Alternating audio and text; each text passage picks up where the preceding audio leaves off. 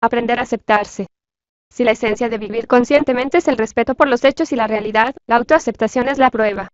Cuando los hechos que debemos afrontar tienen que ver con nosotros mismos, vivir conscientemente puede resultar muy difícil.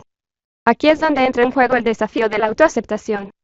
La autoaceptación pide que enfoquemos nuestra experiencia con una actitud que haga irrelevantes los conceptos de aprobación o desaprobación, el deseo de ver, de saber, de conocer. Ahora bien, aceptarnos a nosotros mismos no significa carecer del afán de cambiar, mejorar o evolucionar. Lo cierto es que la autoaceptación es la condición previa del cambio. Si aceptamos lo que sentimos y lo que somos en cualquier momento de nuestra existencia, podemos permitirnos ser conscientes de la naturaleza de nuestras elecciones y acciones, y nuestro desarrollo no se bloquea. Comencemos por un ejemplo simple. Póngase frente a un espejo que abarque toda su figura y mírese la cara y el cuerpo. Preste atención a sus sentimientos mientras lo hace. Quizá algunas partes de lo que vea le gustarán más que otras. Si es usted como la mayoría de la gente, algunas partes de su cuerpo le resultarán más difíciles de mirar detenidamente, porque lo perturban o le disgustan.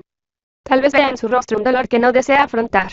Tal vez exista algún aspecto de su cuerpo que le desagrada tanto que le cueste mucho mantener sus ojos fijos en él. Tal vez vea indicios de su edad y no pueda soportar los pensamientos y emociones que esos indicios le despiertan. De modo que se siente impulsado a escapar, a huir de la conciencia, a rechazar, negar, o olvidarse de ciertos aspectos de usted mismo. Pero siga mirando su imagen en el espejo unos instantes más, e intente decirse a usted mismo: sean cuales fueren mis defectos o imperfecciones, me acepto a mí mismo sin reservas y por completo. Siga contemplándose, respire hondo, y repite esa frase una y otra vez durante 1 o 2 minutos, sin acelerar el proceso sino, más bien, permitiéndose experimentar plenamente el significado de sus palabras. Quizás se descubra protestando: pero hay algunas partes de mi cuerpo que no me gustan. ¿Cómo puedo entonces aceptarlas sin reservas y por completo? Recuerde, aceptar no significa necesariamente gustar. Aceptar no significa que no podamos imaginar o desear cambios o mejoras. Significa experimentar, sin negación ni rechazo, que un hecho es un hecho. En este caso, significa aceptar que la cara y el cuerpo que ve en el espejo son su cara y su cuerpo, y que son como son. Si insiste, si se rinde a la realidad, si se rinde al conocimiento, que es lo que, en definitiva, significa aceptar, advertirá que ha comenzado a relajarse un poco, y tal vez se sienta más cómodo con usted mismo, y más real. Aunque no le guste o no le cause placer todo lo que vea cuando se mira al espejo, aún podrá decir: ese soy yo, en este momento. Y no lo niego. Lo acepto. Eso es respeto por la realidad. Practique este ejercicio durante 2 minutos todas las mañanas, y al poco tiempo comenzará a experimentar la relación entre la autoaceptación y la autoestima. Una mente que honra a la vista se honra a sí misma. Y también hará otro descubrimiento importante. No solo mantendrá una relación más armoniosa consigo mismo, no solo desarrollará su autoconfianza y su autorrespeto, sino que, si existen aspectos de su sí mismo que no le gustan y tiene posibilidades de cambiar, se hallará más animado para realizar esos cambios, una vez que haya aceptado los hechos tal como son ahora. No nos sentimos inclinados a cambiar aquellas cosas cuya realidad negamos. Nuestra autoestima no depende de nuestro atractivo físico, como imaginan algunos con ingenuidad. Pero nuestra voluntad o falta de voluntad para vernos y aceptarnos sí tiene consecuencias en nuestra autoestima. Nuestra actitud hacia la persona que vemos en el espejo es solo un ejemplo dentro del tema de la autoaceptación. Consideremos algunos otros. Supongamos que usted debe ofrecer una charla a un grupo de personas y tiene miedo. O que va a entrar en una fiesta en la que conoce a muy poca gente, y se siente inseguro o tímido. Se halla angustiado y trata de combatir su ansiedad como hace la mayoría, tensando el cuerpo, conteniendo la respiración y diciéndose: no tengas miedo, no seas tímido. Esta estrategia no funciona. En realidad, le hará sentir peor. Ahora su cuerpo envía a su cerebro las señales de una alerta de emergencia, las señales del peligro, a las cuales usted responderá típicamente combatiendo su inquietud de manera aún más feroz, con tensión, con privación de oxígeno, y quizá con irritación y autorreproches. Usted está en guerra consigo mismo, porque no sabe qué otra cosa hacer. Nadie le ha enseñado nunca, y usted nunca lo ha aprendido, que existe una estrategia alternativa mucho más eficaz. Se trata de la estrategia de la autoaceptación. En ella, usted no combate la sensación de angustia, sino que se sumerge en ella, la acepta. Quizás usted se diga: hombre, tengo miedo, y luego respire larga, lenta, profundamente. Se concentra en una respiración suave y profunda, aunque al principio le cueste, y tal vez le resulte difícil durante unos minutos. Usted persevera y observa su miedo, se convierte en testigo, sin identificarse con él, sin permitirle que lo defina. Si tengo miedo, pero eso no es motivo para volverme inconsciente. Continuaré usando mis ojos. Continuaré viendo. Puede incluso hablar con su miedo, invitándolo a que le diga la peor cosa imaginable que pueda ocurrir, de modo que usted pueda afrontarla y también aceptarla. Esta es una estrategia que tiende a apartarlo de fantasías autoatormentadoras e introducirlo en la realidad, mucho más benévola. Quizás se entere de cuándo y cómo comenzó ese miedo en usted. Quizás aprecie más profundamente que no tiene fundamento y que es, en realidad, una respuesta caduca, sin relevancia real en el presente. Al aceptarlo por completo, tal vez descubra que se libera del pasado en el presente. Quizás su miedo no desaparezca en todas las ocasiones, a veces lo hará, a veces solo disminuirá, pero usted se sentirá relativamente más relajado y más libre de actuar con eficacia. Siempre somos más fuertes cuando no tratamos de combatir la realidad. No podemos hacer desaparecer nuestro miedo gritándole, o gritándonos a nosotros mismos, o haciéndonos objeto de reproches.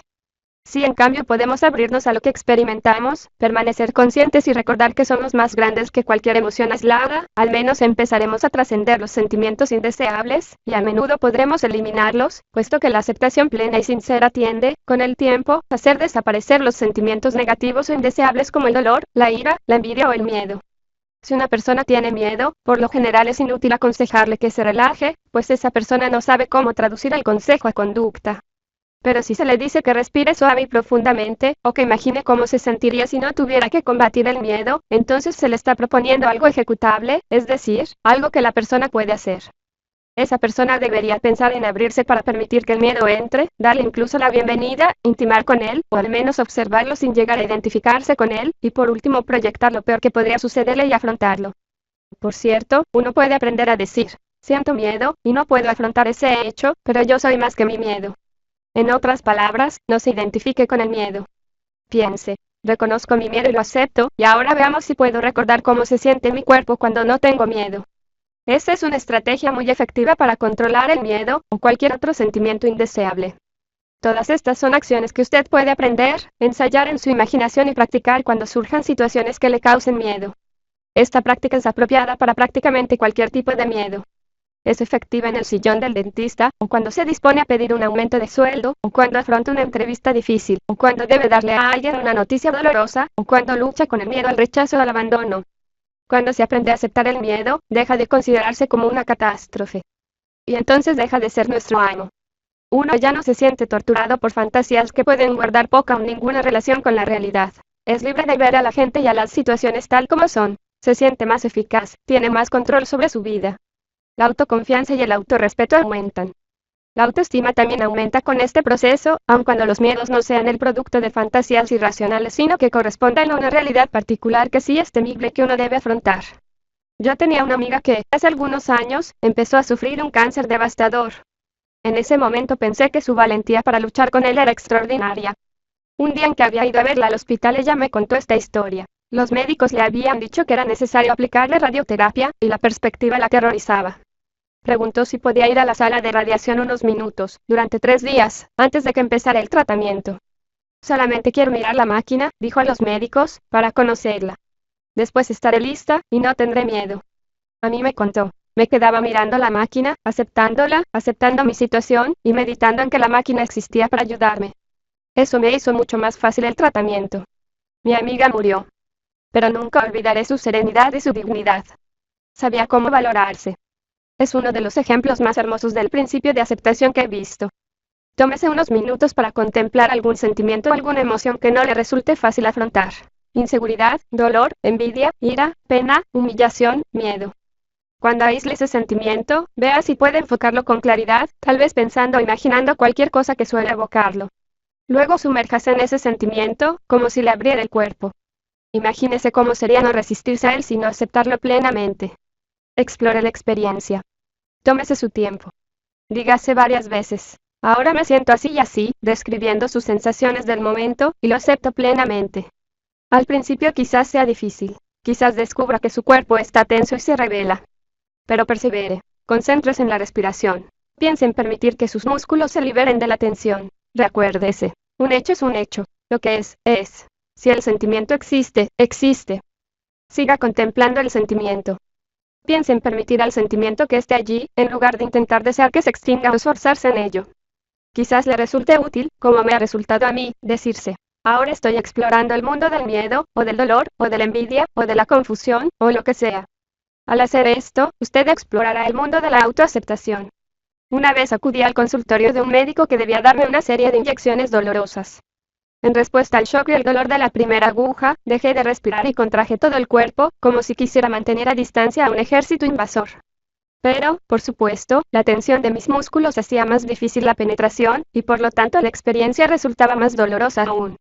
Mi esposa, Devers, que también se hallaba en el consultorio para aplicarse las mismas inyecciones, notó mi actitud y me dijo: cuando sientas que la aguja te toca la piel, aspira, como haciéndola entrar junto con el aire. Imagina que le estás dando la bienvenida. De inmediato me di cuenta de que es precisamente esto lo que yo le digo a la gente que haga con sus emociones, de modo que hice lo que me proponía Devers, y la aguja entró sin causarme demasiado dolor. Acepté la aguja, y mis sentimientos correspondientes, en lugar de tratarlos como adversarios. Esta estrategia es muy conocida, desde luego, por los atletas y los bailarines, cuya labor requiere que acompañen al dolor en vez de rebelarse contra él. Y los ejercicios de respiración, la base que se enseñan a las mujeres embarazadas para controlar y suavizar el dolor, la angustia y las reacciones corporales encierran, precisamente, el principio del que hablamos aquí. En terapia suelo trabajar con mujeres que tienen dificultad en experimentar el orgasmo durante sus relaciones sexuales. Puesto que el miedo influye a veces en la inhibición del placer, y en consecuencia del orgasmo, y puesto que a menudo desencadena la reacción de cortar la respiración y contraer los músculos, como para defenderse del pene invasor, les enseño a darle la vuelta a este proceso. Las mujeres aprenden entonces a aspirar cuando entra el pene, a aceptar el pene. Aprenden a abrirse en una bienvenida, en lugar de contraerse en un rechazo. Y, al hacer esto, aprenden a aceptar y a obtener un mayor grado de comodidad y placer en las relaciones sexuales, pues se rinden ante la experiencia, en vez de combatirla. El resultado es un goce sexual mucho mejor. En el proceso, desde luego, tienden a desaparecer las fantasías de ser dañadas o destruidas por el pene, o de perder peligrosamente el control. Una mujer capaz de permitirse tener orgasmos puede controlarse mucho más que otra, incapacitada por el miedo. Lo cierto es que la aceptación nos libera y nos introduce en la realidad. El principio que es necesario recordar sigue siendo el mismo, sea el miedo o el placer lo que nos lleve a ponernos rígidos. No sostenga una relación de rivalidad con su propia experiencia. Si usted permite el desarrollo de una relación de rivalidad, intensificará los aspectos negativos, privándose de los positivos. A continuación presento 4 ejemplos de situaciones en las que las personas eligen practicar la autoaceptación o el autorrechazo. Práctica de la autoaceptación. Julián empezó a notar que se sentía sexualmente atraído por su vecina. Se consideraba un hombre feliz en su matrimonio, y su primera reacción fue reprocharse esa atracción. Pero pronto advirtió que era mejor comprenderse a sí mismo que practicar un autorreproche ciego. Se permitió experimentar, en su vida interior, dicha atracción sexual. Prestó atención a los sentimientos que su vecina despertaba en él, y dio rienda suelta a sus fantasías. Cobró conciencia de que lo que ansiaba no era tanto poseer a su vecina como obtener nuevos estímulos, y no porque estuviera aburrido de su mujer sino porque estaba aburrido de su trabajo. Vio que una mujer nueva ofrecía la promesa de una momentánea experiencia de eficacia, que su trabajo ya no le proporcionaba. No se sintió culpable. Consideró su reacción frente a su vecina como una valiosa fuente de información sobre las frustraciones que albergaba en su interior. Sabía que no iba a traicionar a su esposa, pero se permitió imaginar cómo podía llegar a ser una aventura con su vecina. Esa noche, en la cena, le dijo a su esposa: esta tarde, durante la hora que estuve sentado en el patio, a solas, tuve una aventura de 8 meses con la señora de al lado. Su serenidad y su tono divertido indicaron a su esposa que no tenía nada que temer, así que le preguntó: ¿y qué tal te fue? Julián tomó a su esposa de la mano y respondió: fue frustrante. Sin sentido. No era eso lo que yo buscaba. Pero creo que me vendría bien cambiar de trabajo. Práctica de la autodesestimación. Lo que Julián no sabía era que su vecina, Marta, albergaba sentimientos eróticos hacia él, pero como los consideraba pecaminosos, los reprimía. Se volvió cada vez más tensa con su esposo y sus hijos. Tenía ataques de llanto que no podía explicar. Cuando alguna vez se cruzaba en el camino con Julián, se mostraba a veces brusca y otras seductora, como una niña que aún no sabe bien lo que está haciendo. Hacía mucho tiempo que Marta se sentía desdichada en su matrimonio, pero no se permitía enfrentarse a eso, ya que para ella el divorcio significaba humillación y fracaso. Si se hubiera permitido aceptar y analizar sus sentimientos hacia Julián, y quizás discutirlos con su marido, habría obtenido una valiosa visión interior de su situación. Pero de niña le habían enseñado que desear íntimamente a otro hombre era tan malo como cometer adulterio. Y ella no quería ser mala, de modo que la única solución era la inconsciencia. Por último, después de varios años de sufrimiento e incomunicación, su marido le pidió el divorcio. Marta, que se sintió traicionada, abandonada y perdida, se preguntaba: ¿por qué en este mundo la gente buena siempre tiene que sufrir? ¿Puede usted relacionar alguna de estas dos historias con usted mismo? Práctica de la autoaceptación. Claudia se sintió hundida cuando, después del divorcio, sus hijos le informaron de que preferían vivir con su padre. Sabía que había sido una madre impaciente, poco comprensiva y descuidada, y que su ex marido había sido mejor padre que ella. Esto no era fácil de admitir, y resultaba muy doloroso. Pero, sin los niños, tuvo muchas oportunidades de estar sola y reflexionar sobre el pasado. La verdad, admitió al fin ante sí misma, es que nunca he querido ser madre. Tuve hijos porque se suponía que debía tenerlos. Pasó muchas horas meditando en silencio sobre sus elecciones pasadas, no con el objeto de autocriticarse sino de comprenderse. Logró aceptar que para sus hijos era mejor estar con el padre. Después, poco a poco, llegó a afrontar y aceptar algo mucho más difícil, pues se apartaba demasiado de las enseñanzas que le habían inculcado. Se sentía feliz de que sus hijos hubieran elegido vivir con su ex marido. Por primera vez en su vida se sentía libre y sin obligaciones. En consecuencia, cuando se encontraba con sus hijos, y quería verlos con frecuencia, ellos disfrutaban de una madre más contenta y afectuosa que nunca. Cuando los amigos y los parientes trataban de hacerla sentir culpable por ser una madre antinatural, ella los miraba con tranquilidad y no procuraba defenderse. Sabía quién era y lo aceptaba, y eso era lo único que importaba. Lamento mis errores pasados, se decía, pero no creo que la manera de redimirme sea empeorarlos rechazando de nuevo mis deseos y necesidades. Práctica de la autodesestimación. Un día, cuando Santiago tenía 62 años, su hijo Andrés, de 25, intentó hablarle sobre lo que había representado para él ser su hijo. Cuando era niño te tenía tanto miedo, le dijo, eras tan violento, nunca sabía cuándo te ibas a girar y pegarme. El padre le contestó, irritado. No me interesa hablar de eso. Andrés le respondió con paciencia, ya sé que para ti no es agradable, papá. Tal vez pienses que mi intención es reprochártelo y hacerte sentir mal, pero no es así. Quiero que seamos amigos. Quiero entender qué es lo que te pasaba entonces. Debes de haber sido muy desdichado. Pero Santiago se negaba a escuchar. No condenaba ni admitía la conducta que había observado con su hijo en el pasado, como si prefiriera que aquellos hechos quedaran en una especie de limbo, ni real ni irreal, envueltos en una bruma impenetrable. Andrés lo intentó varias veces, pero no sirvió de nada. ¿Por qué no me escuchas?, le preguntó a su padre. ¿Por qué no aceptas la realidad y cómo fueron las cosas?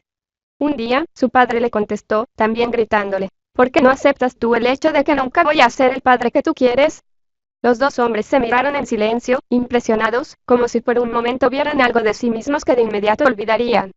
No es posible que yo haya sido tan cruel como él dice, pensó Santiago, negándose a admitir tal posibilidad. No es posible que yo quiera hacerlo sufrir, pensó Andrés, pensando lo mismo que su padre. Y pronto reanudaron los gritos. Al considerar la psicología de estas dos personas, puede encontrar aspectos de usted mismo. Si es así, ¿cuáles son las consecuencias para su autoestima? Ahora examinemos esta cuestión. Supongamos que nuestra reacción negativa ante alguna experiencia sea tan abrumadora que sintamos que no podemos practicar la autoaceptación. El sentimiento, pensamiento o recuerdo es tan angustioso y perturbador que la aceptación queda descartada. No nos sentimos capaces de desbloquearnos y relajarnos. La solución es intentar no resistirnos a nuestra resistencia. Si no podemos aceptar un sentimiento, o un pensamiento, o un recuerdo, debemos aceptar nuestra resistencia, en otras palabras, empezar por aceptar donde nos hallamos. Si conservamos la resistencia en un nivel consciente, comenzará a desaparecer. Si podemos aceptar el hecho de que, ahora, en este momento, nos negamos a aceptar que sentimos envidia o ira, o dolor o añoranza, por ejemplo, o que nos negamos a aceptar que alguna vez hicimos o creímos tal o cual cosa, si reconocemos, experimentamos y aceptamos nuestra resistencia, descubriremos una paradoja muy importante. La resistencia empieza a desplomarse. Cuando luchamos contra un bloqueo, este se hace más fuerte. Cuando lo reconocemos y aceptamos, comienza a desaparecer, porque su existencia continua requiere oposición.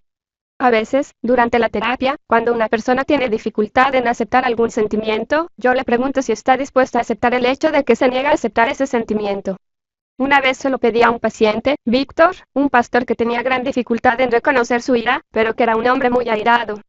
Mi pregunta lo desorientó. ¿Si acepto que no acepto mi ira?, me preguntó. Yo sonreí y le dije, exacto. El hombre vociferó, me niego a aceptar mi ira y me niego a aceptar mi negación. Yo me reí y le pregunté, ¿aceptaría su negación aceptar su negación? Tenemos que empezar por alguna parte. Empecemos por ahí. Le pedí que mirara al grupo y dijera, no estoy enfadado, y lo repitiera varias veces. Al poco rato ya lo decía realmente enfadado.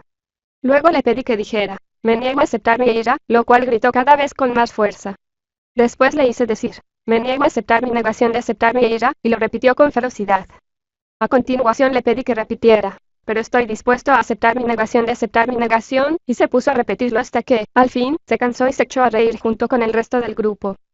Ya entiendo, sonrió. Si uno no puede aceptar la experiencia, acepta la resistencia. Exacto. Y si no puede aceptar la resistencia, acepta la resistencia a aceptar la resistencia. Se trata de llegar, al final, a un punto que pueda aceptar. Entonces, a partir de ahí, puede continuar. Víctor se animó. Cuando uno experimenta la resistencia o la negación con plena conciencia, y la abraza, por decirlo así, genera una especie de cortocircuito. Se abre una puerta, y uno vuelve a conectar con su experiencia. Correcto. Bueno, ¿está enfadado? Estoy lleno de ira. ¿Puede aceptar ese hecho? No me gusta. Eso ya lo sabemos todos. ¿Pero puede aceptarlo? Sí, puede aceptarlo. Por favor, míreme y diga, Nathaniel, estoy realmente muy enfadado.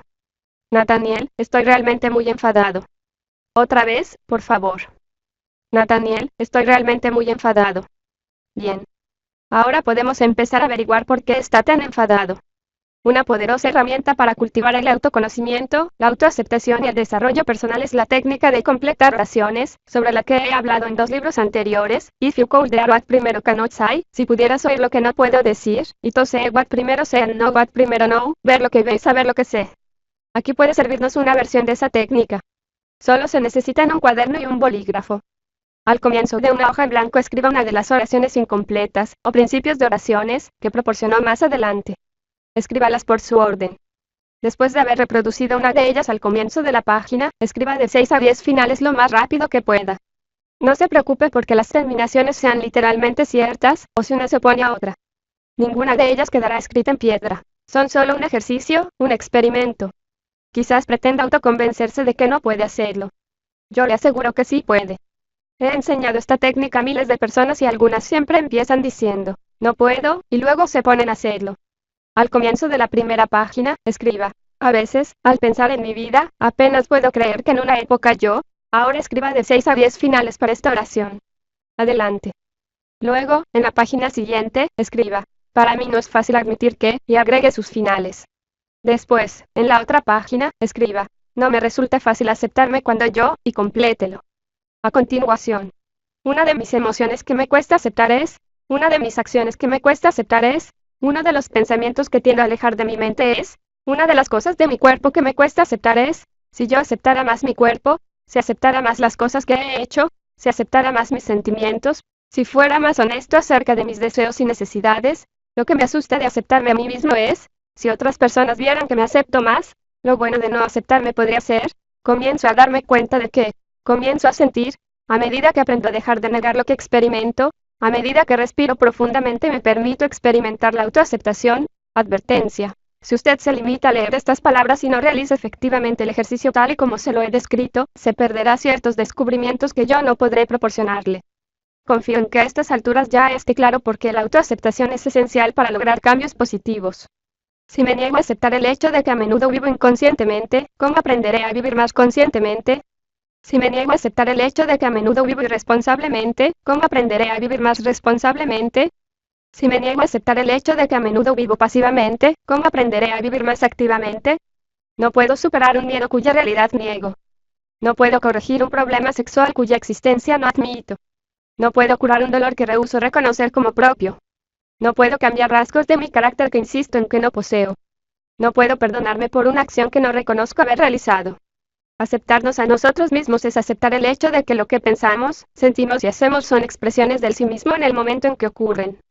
Pero esto no significa que esas expresiones sean las definitivas sobre quiénes somos, a menos que las cubramos con cemento por medio de nuestras negaciones y desestimaciones. Permítanme compartir otro ejemplo personal para iluminar un poco más este tema. Hace algunos años, mi esposa Patricia, a quien yo amaba mucho, murió. Durante largo tiempo mi mente revisó sin cesar los diferentes aspectos de nuestra relación. Recordaba incidentes en los que yo había sido desconsiderado o grosero, y a veces revivía esos recuerdos porque eran insoportablemente dolorosos. No los negaba de una manera directa, pero tampoco los aceptaba plenamente ni permitía que ellos y sus implicaciones fueran asimilados e integrados. Una parte de mí mismo quedó fragmentada, alienada del resto. Más tarde volví a casarme, y aunque soy feliz y estoy profundamente enamorado de mi actual esposa, Devers, vi que ciertos modelos de negligencia y falta de consideración se repetían. Comencé a pensar en algo que yo les enseñaba a otros, que si una persona no acepta plenamente una parte de su conducta pasada, es casi inevitable que la repita de una forma u otra.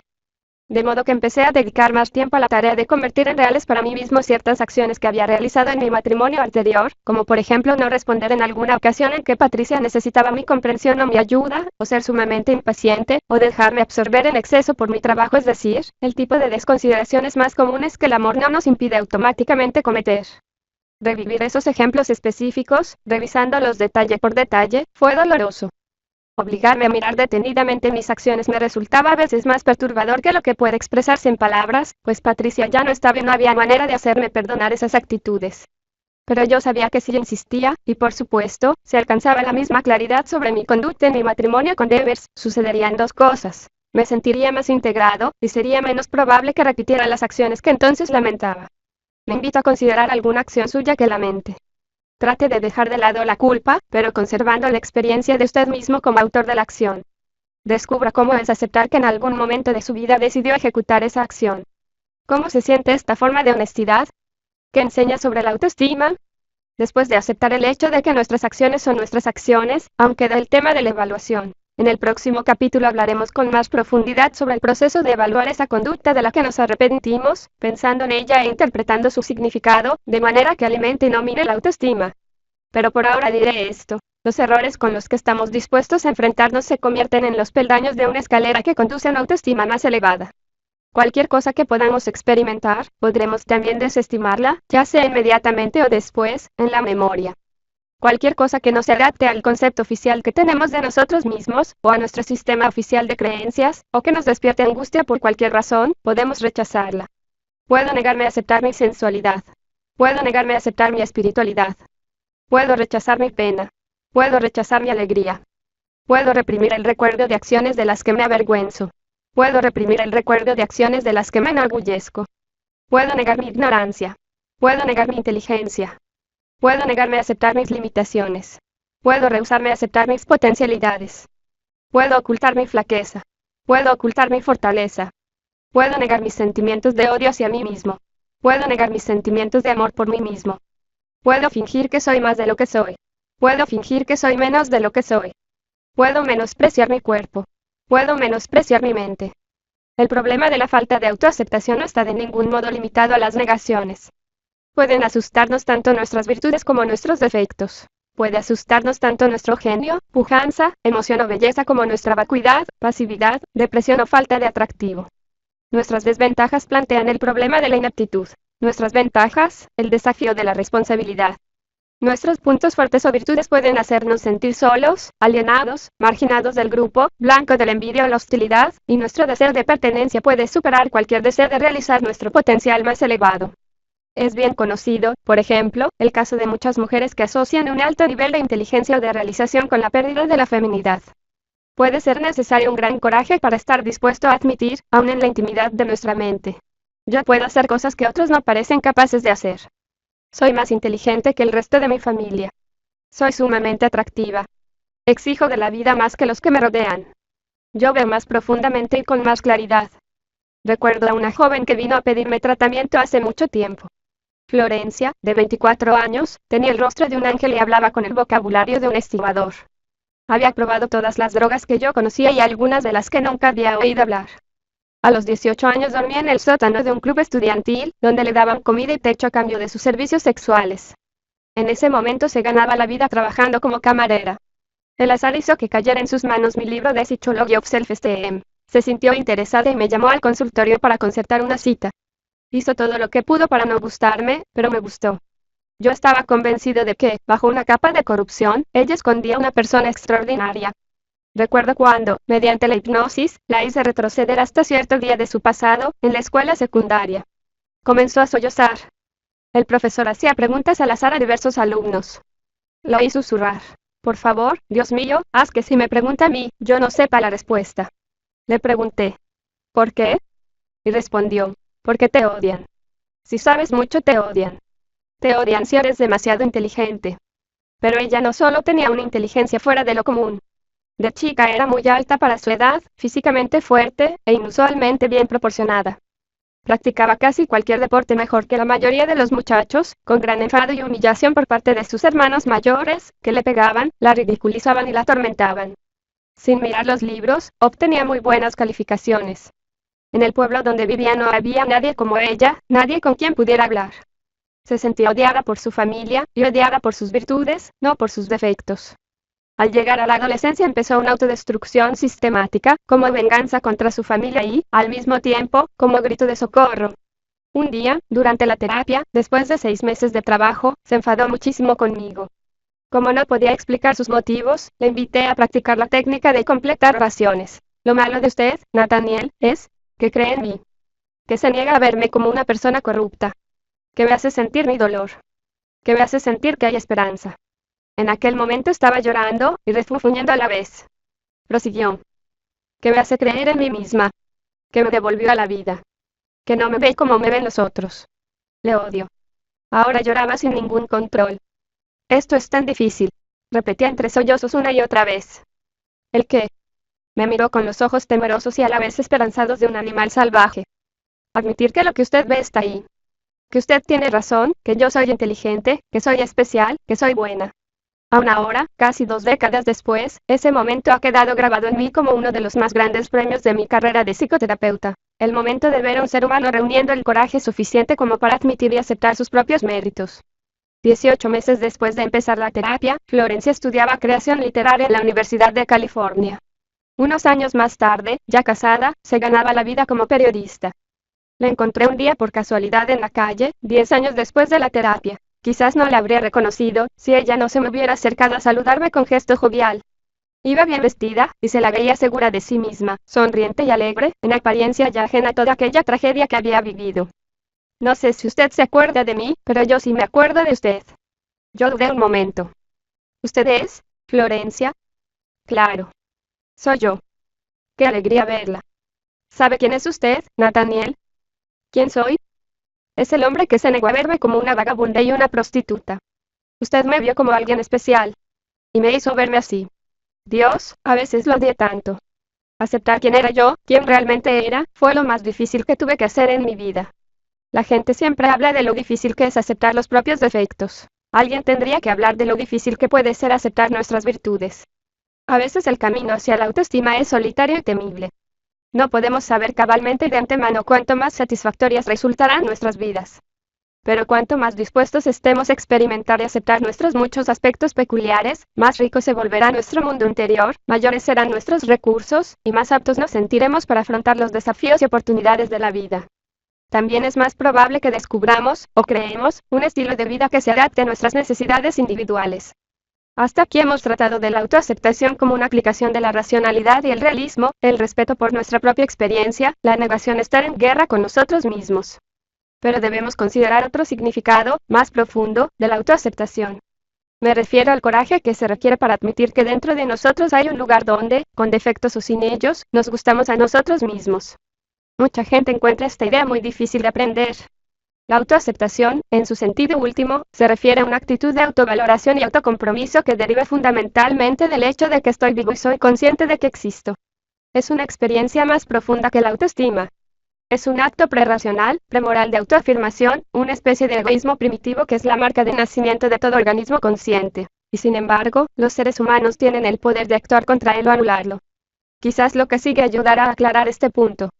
A veces, después de que un paciente se ha explayado en detalle sobre su carencia de autoestima, y cuando yo quiero despertar esa otra perspectiva que él ya parece olvidar, sugiero el completamiento de oraciones y hago que el paciente trabaje con este comienzo. Si yo estuviera dispuesto a admitir cuánto me gusta en el fondo, y luego, al cabo de algunas protestas por parte del paciente, acabo oyendo finales como los siguientes. Y si los demás no están de acuerdo, me sentiría molesto. Tendría que sentir mucho dolor. Usted se asombraría. Mucha gente se disgustaría. Me asustaría. A mi familia no le gustaría. No tendría excusas para mi pasividad. Podría progresar en mi vida. A continuación sugiero este comienzo. Lo bueno de simular que no me gusto es que tengo una excusa. Que nadie espera cosas de mí. Que la gente siente pena por mí. Que no tengo que hacer nada.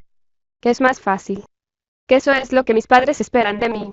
Si yo tuviera el coraje de admitir que, pese a mis defectos, me gusto, sería libre. Diría la verdad. Tendría que separarme de mi familia. Me respetaré a mí mismo. Sería como asomarme a otro mundo. Todo cambiaría. El mundo me abriría sus puertas. Sugiero que se tome usted unos minutos y vuelva a leer estos finales. No los pase de largo apresuradamente. Revelan muchos datos valiosos que pueden tener importancia para usted. Una actitud de autoaceptación es precisamente lo que un terapeuta eficaz se afana por despertar incluso en una persona poseedora de una bajísima autoestima. Esta actitud puede inspirarla para afrontar cualquier cosa que tema encontrar en su interior, sin caer en el odio por sí misma, sin repudiar su valor como persona o ahogar su voluntad de vivir. Así, alguien puede ser desdichado por experimentar una autoestima pobre y sin embargo aceptarla junto con las dudas sobre sí mismo y los sentimientos de culpa. Los acepto como parte del modo en que me experimento a mí mismo en este momento. A veces la gente confunde el tema de la autoestima declarando que cualquiera debería poseer una buena autoestima, sin tener en cuenta lo que haga o deje de hacer. Esto es absolutamente imposible. Los que así opinan confunden la autoestima, que por fuerza depende de ciertas condiciones, con la autoaceptación, que puede ser incondicional. A continuación presento un ejercicio de finalizar oraciones que le permitirá comenzar a explorar el tópico de la autoaceptación en su propia vida. Tome un cuaderno y en una página en blanco escriba el siguiente principio. A veces no me gusto cuando, y realice de 6 a 10 finales, lo más rápidamente que pueda. Una vez más, no se preocupe si sus finales no son todos literalmente ciertos. No se censure, o no aprenderá nada. Después complete estos principios. Una de las cosas que no me gusta de mí mismo es, una de las cosas que me gusta de mí mismo es, me gusto menos cuando, me gusto más cuando, mamá hizo que me viera como, papá hizo que me viera como, cuando siento que no despierto simpatía, cuando me enorgullezco de algo que a nadie más le importa o nadie entiende, si tuviera que admitir cuánto me gusto en el fondo, lo bueno de fingir que no me gusto es, lo temible de admitir que, con errores o sin ellos, me gusto es, comienzo a darme cuenta de que, si algo de lo que estoy escribiendo es cierto, si estuviera dispuesto a respirar profundamente y permitirme experimentar la alegría de ser, existen muchas posibilidades de que, si participa usted en este ejercicio plena y conscientemente, se ponga en contacto con esa parte de usted mismo que contiene dudas, miedos y culpas más profundas. Así lo espero. No obstante, ese descubrimiento no siempre produce placer. A veces asusta.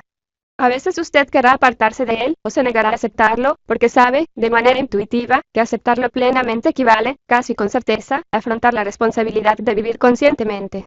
Más de un paciente ha protestado. Si acepto el hecho de que me gusto, tendré que comportarme de otra forma. O, si acepto que me gusto, tendré que ser muy consciente. Pero cuando uno no vive conscientemente, este es uno de los aspectos más importantes de la psicología humana, el nivel más profundo y primitivo de nuestro ser tiende, en realidad, a volverse contra nosotros, generando dolor en el nivel de la autoestima. Es ese yo más profundo al que ofendemos cuando faltamos a la integridad que requiere la autoestima positiva.